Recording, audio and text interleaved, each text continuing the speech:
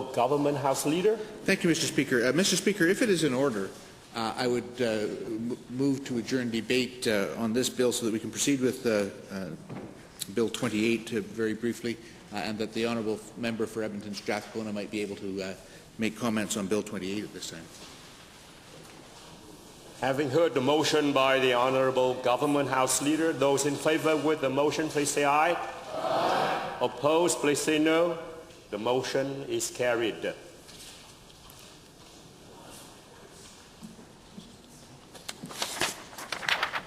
orders of the day, Bill 28, Electoral Divisions Act. Honourable Member for Edmonton Strathcona.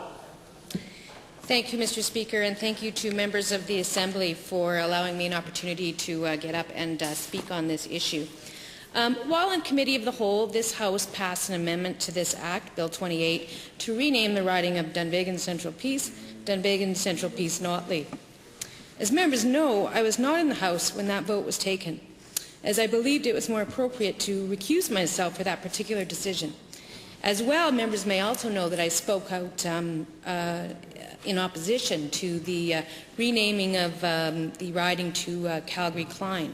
And so I have to say that in considering coming forward to speak positively about the change with respect to Central Peace Dunvegan, or Dunvegan-Central Peace, I was somewhat conflicted because it appears somewhat hypocritical on the face of it. Nonetheless, I concluded after considering it that it was such an important honour that I thought that the decision of the House warranted comment nonetheless. So on behalf of my family, my brothers, Paul and Stephen, my uncle, Bruce Notley, my children, Ethan and Sophie,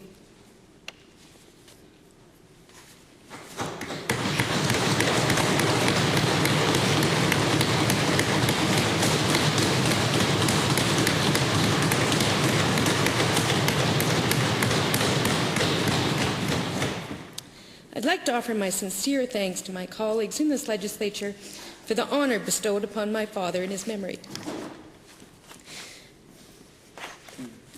You should see me at a grade 6 graduation. It's much like this, actually.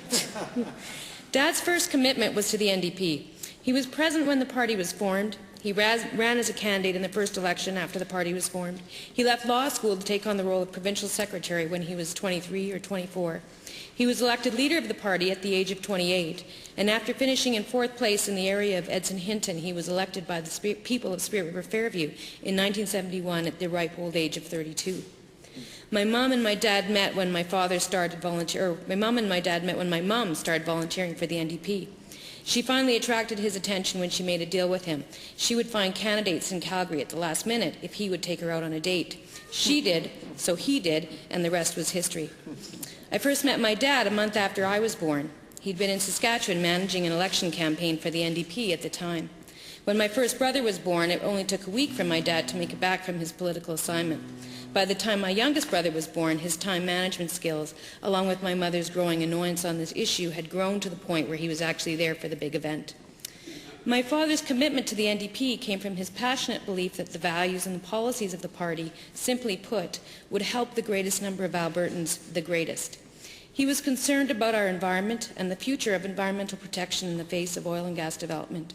He believed that Albertans needed to share in the wealth created by our resources, the resources Albertans owned. He actually wanted to see Alberta develop an equity interest in the oil sands, a decision that, had we made it at the time, would see Alberta's wealth from its oil and gas resources far exceed that of Norway or any other oil-producing jurisdiction in the world, rather than falling as far behind as we have.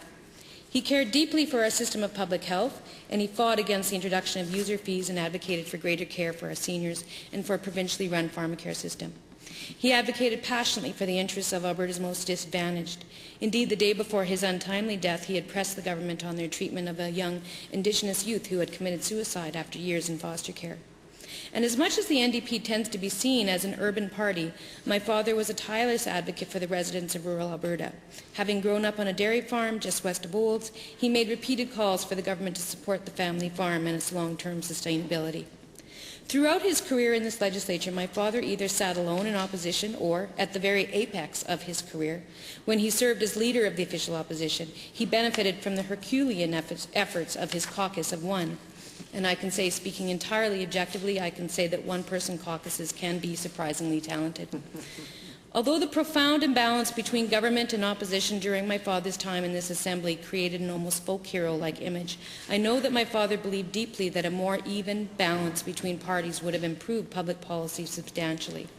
I think it is only after the fact that we learned how effectively he was able to fill the role of an opposition 20 times his size to bring about moderation and increased thoughtfulness in the agenda of the government at the time.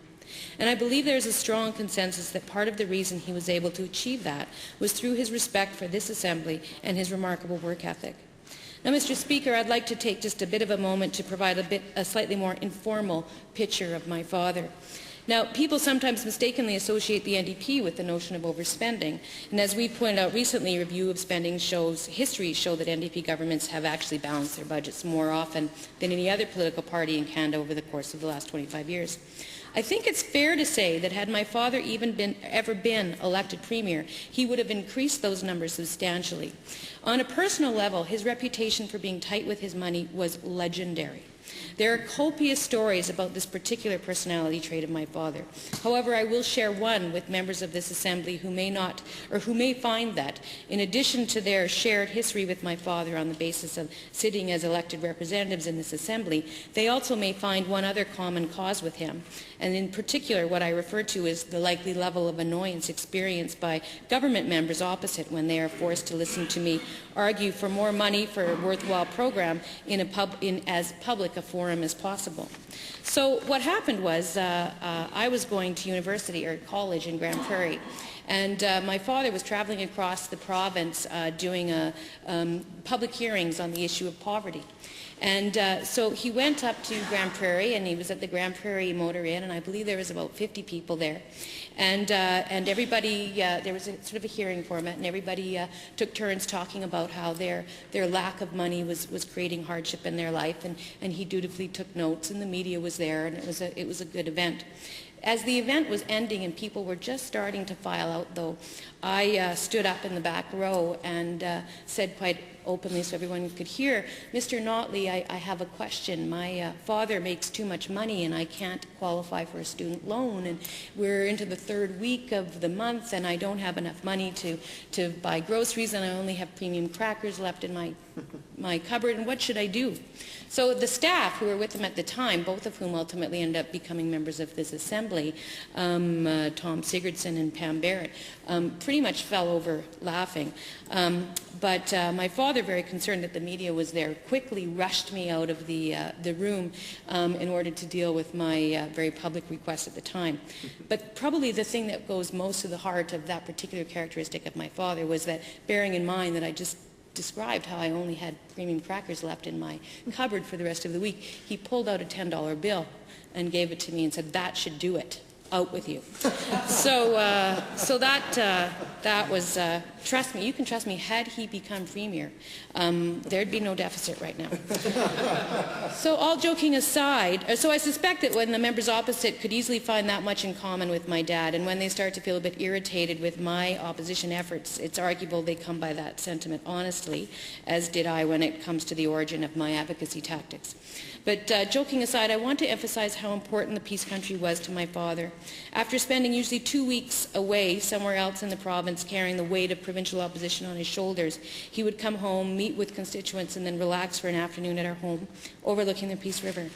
Dad would walk for hours around the Peace River Hills on the side of the valley, thinking through policies and composing speeches, followed loyally by our pony, Billy, who seemed to think he was more of a dog than a horse. In short, although my father's reputation was established across the province, his heart had taken root in the Peace Country just up the road from Dunvegan. I would like to thank the many residents of the Peace Country and from across the province who sent letters to the Boundaries Commission in support of renaming Dunvegan-Central Peace after my father.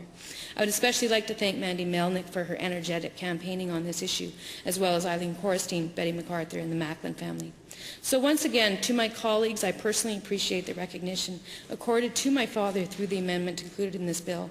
Thank you to the member from Calgary-Curry and also to all members who rose to speak in favour of this motion. I read their comments and I very much appreciate them. Thank you, Mr. Speaker.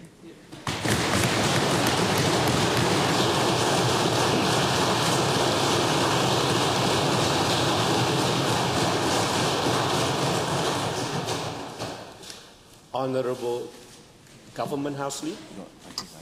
Or Deputy Government House Leader? Thank you, Mr. Speaker. I would move that we adjourn debate.